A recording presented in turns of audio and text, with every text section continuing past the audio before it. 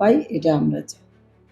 আর এমনি প্রতিদিনকার যে জিনিসগুলো, ধরুন জিনিসপত্রের দাম বা আপনাদের এখানে বাজার হাট বা এগুলো কিভাবে? দেখুন, প্রত্যেকদিন দৈনিক দিন জানেন যে এখন যেভাবে জিনিসের দাম বাড়ছে, এই যে রিসেন্ট এককালীন ৬০ টাকা গ্যাসের দাম বাড়িয়ে দিল। মোটামুটি একটা মিনিমাম চাল কিনতে গেলে মোটামুটি ৬৫ টাকার নিচে হয় না।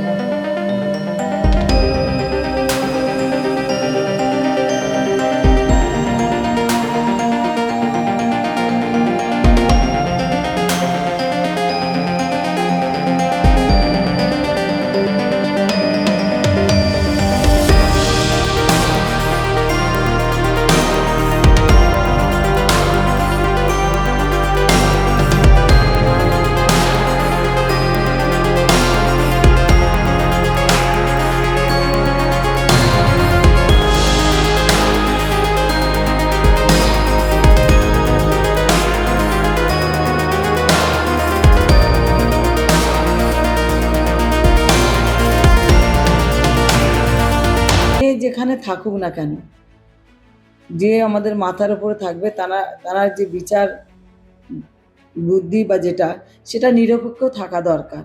সেটা অনেক সময় আমরা পাই না। যৌনকর্মীদের উপরে হয়তো সেইভাবে ওরকম শোষণ নেই, কিন্তু অন্যভাবে শোষণটা কিন্তু আছেই। সেটা খুব বলে বোঝাতে পারবো না। সেটা একটু হাই লেভেলের শোষণ আছে। যে কোনো ব্যক্তি, কোনো একজন যৌনকর্মী সে নিজের নেতৃত্ব দেবে বা নিজেদের কথাগুলো বলবে, সেটা কিন্তু সেইভাবে মেনে নেয় না। সেই জায়গাটা কিন্তু সমস্যা আছে। সবসময় যে যৌনকর্মীদের পিছিয়ে রাখা, তাদের নেতৃত্বটা সবসময় সবাই কিন্তু মানতে পারে না। আবার সবাই মানতে পারে সেটাও নয়। মানতে পারে না সেটা? মানতে পারে সেটাও না, মানতে পারে না সেটাও না। মানে সবসময় যে যৌনকর্মীরা নেতৃত্ব দেবে সেটা সবাই মানতে পারে। কিছু লোক আছে তারা চায় যে কমিউনিটির উন্নয়ন হোক, সেটা চায়। কিন্তু কিছু লোক আছে তারা মানতেই পারে না। তারা কিন্তু উঁচু উঁচু পোস্টে আছে, কিন্তু তারা মুখে তো বলে না, কিন্তু ব্যবহার আচারে সেটা আমরা বুঝতে পারি বা আমাদের যে সহযোগিতার জায়গা থেকে বুঝতে পারি। কিন্তু ভোটের সময় তারা আমাদের কাছে আসে প্রত্যেকটা লেভেলের, কিন্তু ভোট তো আমাকে দিতেই হবে, কেন আমি দেশের নাগরিক, আমাকে ভোট দেবে, ভোট তো কাউকে দিতে হবে। আমরা চাই সুবিচার, সুযোগ সুবিধা চাই। আমরা আছি, যে সরকার আসবে তার সঙ্গেই আছি। আমাদের কাছে যৌনকর্মীদের সংগঠনের কাছে কোনো দল নির্দিষ্ট পারমান না, আমাদের কাছে সবাই যে আসবে আমরা তাদের সঙ্গেই আছি। তাহলে কি বুঝলেন? এটাই বোঝা গেল যে সোনাগাছি অঞ্চলে যখন দুয়ারে ভোট, তখন বারবার একটা কথাই মনে হয় তাদের যে আমাদের পেশার স্বীকৃতি, আমাদের সম্মান, এইটা কতটা থাকবে তার উপর নির্ভর করছে ভোটের। এখনো কি মুখ ঢেকে লুকিয়ে ভোট দিতে যেতে হবে?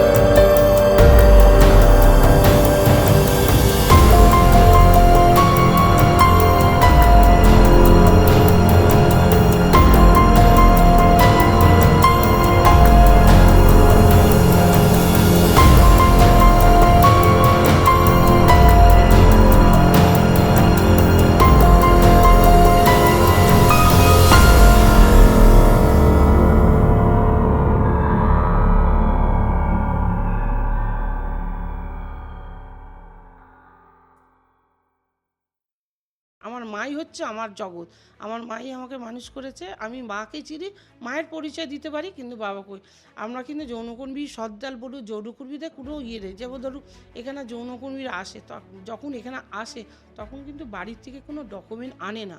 এবার বাড়িতে যাবে, তাদের তো বাড়ির সাথে যোগাযোগও থাকে না, তখন ওই মুহূর্তে চাইলে বা কিছু এই নিয়ে ঝামেলা হয়েছিল। তারপরে হিয়ারিংয়ে ডেকে আমি পরিষ্কার বলেছিলাম যে আমি যৌন ফর্ম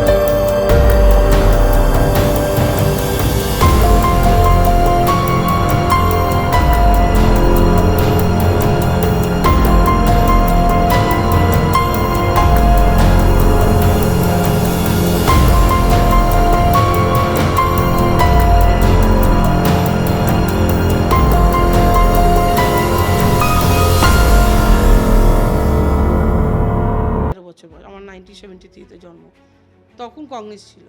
যেই সিপিএম আসলো আমার মা কংগ্রেস করতে বলে নামটা কেটে দিল, একটা হলো। তারপর অনেক চেষ্টা করা হয়েছিল মায়ের নাম তুলতে, কিন্তু এখন যে সরকার আছে আমাদেরকে খুব সাপোর্ট করে, আমরা চাই সেই সরকারই থাকুক, কিন্তু আমাদের কথা ভাবুক। আর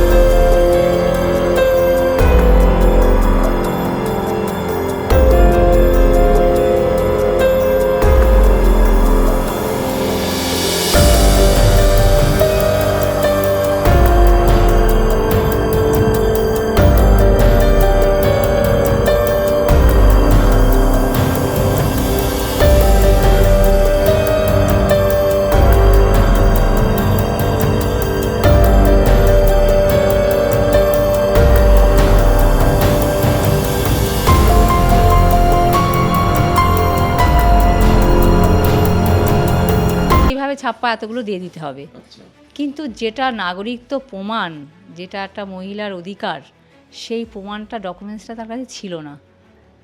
তো আমাদের সংগঠনের মাধ্যম দিয়ে এইটাই একটা সময় প্রতিবাদ করতে গিয়ে, যে ভোট যদি দিতে হয় তাহলে নাগরিকত্ব প্রমাণ সেটা তাকে হাতে রাখতে হবে।